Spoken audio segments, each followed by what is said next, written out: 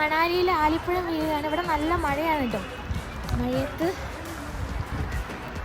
കാണുന്ന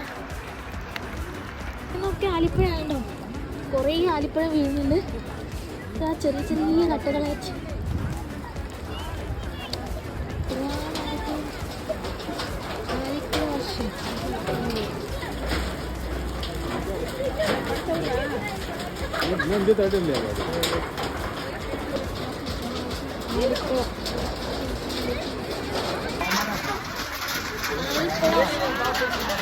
ഇഷ്ടംപോലെ ആലിപ്പുഴ വന്നിട്ടുണ്ട്. നല്ല മഴയാണ് ഇവിടെ.